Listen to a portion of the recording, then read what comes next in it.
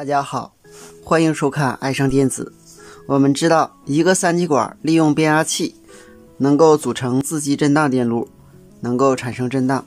那么我们这一个三极管能不能振荡呢？用电阻和电容，还有我们这个发光二极管，当然不用发光二极管也是可以的。我们这里放了一个扬声器，这是一个耦合电容。那么我们看一下，当我们这个电阻可以不接，也就是这个100欧电阻可以不接，这上面这个电阻可以是 10K， 可以是 2.7K 的。那么我们给它加一个1000微法的电容，我们看看是什么效果。加了1000微法的电容，我们看就产生震荡了，灯珠在闪，喇叭在响。那么我们再换一个100微法的电容，我们看会是什么效果。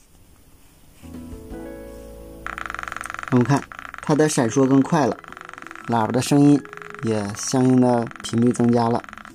我们再换一个更小一点的，这是22微法的电容，我们看看是什么效果。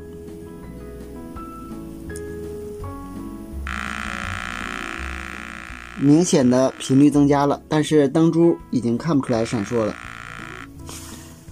那么我们再给它换一个 4.7 微法的，这是 6.8 微法的电容，我们看看效果。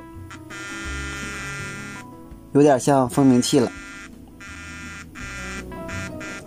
那么我们再给它换一个电容，这是一个684的 0.68 微法的，我们听一下。这就是蜂鸣器的声音了。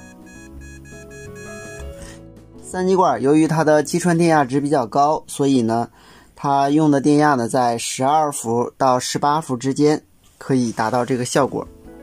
我们看一下这个图，这端接正电压12伏到18伏，然后通过一个 10K 的电阻接三极管的发射极，三极管的极电极接灯珠，这个基极可以空着，灯珠的负极实际上是直接可以接地的，这个100欧电阻不用。那么当我们接上电容以后，由于电容瞬间会充电，当电容上的电压达到三极管的击穿电压值时，它击穿点亮灯珠，同时推动我们的扬声器发声。当电容上的电泄放完毕以后，灯珠熄灭，后边的扬声器同时恢复原状，电容随之再次充电。当电容上的电压再次达到击穿电压值时，三极管又击穿，灯珠又点亮，如此往复，形成了震荡。下面我们看看下边这个图，这个电阻同样是 10K 的。我们在很多万用表里常看到这个三极管进行稳压。那么三极管的基极和极电极接在一起，发射极接到这端，它的稳压值是多少呢？那么我们测量一下。我用的是20伏电压档，那么我们测量一下三极管的发射极与极电极之间的电压值。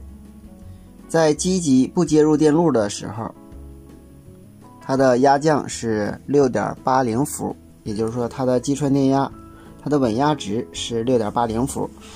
在基极和极电极接在一起的时候，它的稳压值是否改变呢？